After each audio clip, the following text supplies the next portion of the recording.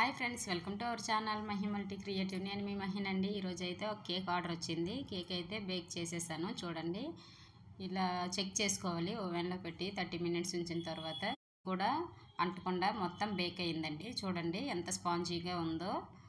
ఇంకా డెకరేట్ చేసుకోవడానికి చూడండి ఎంత బాగా ఊడొచ్చేసిందో. ఇప్పుడు డెకరేట్ చేసుకోవడానికి పైది ఇలా డౌన్ షేప్ అనేది కట్ చేసుకొని పక్కన పెట్టేసుకుందాం. 3 లేయర్లు కట్ చేసుకున్నానండి. ఇదిగోండి 3 లేయర్లు. ఇప్పుడు క్రీమ్ అయితే విప్ చేసేసుకున్నాను.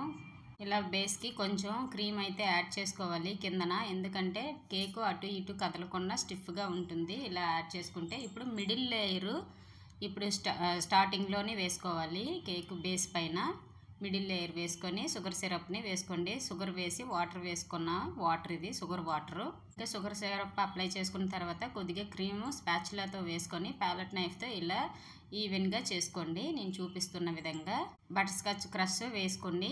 కొద్దిగా బటర్ స్కాచ్ క్రష్ వేసుకొని ఇలా ఈవెన్ చేసుకోండి. ఈవెన్గా అప్లై చేసుకోండి.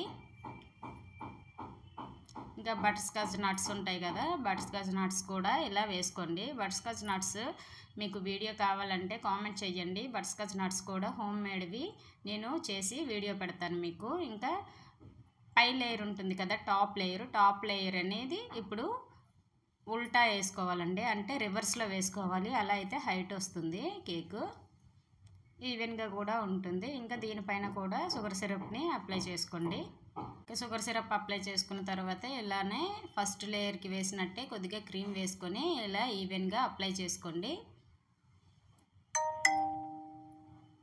ఇంకా దీనిపైన కూడా బటర్ స్కాచ్ క్రష్ అయితే వేసుకోండి. కొద్దిగా వేసుకొని అప్లై చేసుకొని ఇంకా థర్డ్ లేయరు పెట్టేసుకోవచ్చు. ఇప్పుడు నట్స్ వేసుకొని థర్డ్ లేయరు పెట్టుకోండి. థర్డ్ లేయరు అంటే లాస్ట్లో ఉంటుంది కదా లేయరు, ఆ లేయరు ఇప్పుడు పైన పెట్టుకోవాలండి. ఇప్పుడు ఈ క్రీమ్ని సైడ్స్ అంతా అప్లై చేసుకోవాలి. షుగర్ సిరప్ వేయక ముందే అప్లై చేసుకోవాలి. కేక్ పైన షుగర్ సిరప్ వేసుకొని ఇంకా కొద్ది క్రీమ్ వేసుకొని దీన్ని కూడా ప్యాలెట్ నైఫ్తో మంచిగా అప్లై చేసుకోండి. నేను చూపిస్తున్న విధంగా అప్లై చేసుకుంటే మీకు ఈవెన్గా అప్లై అవుతుందండి.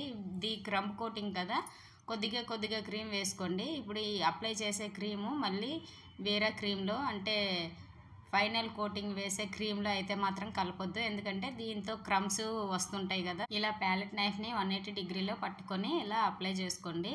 ఇప్పుడైతే క్రమ్ కోటింగ్ ఫినిష్ అయిపోయిందండి.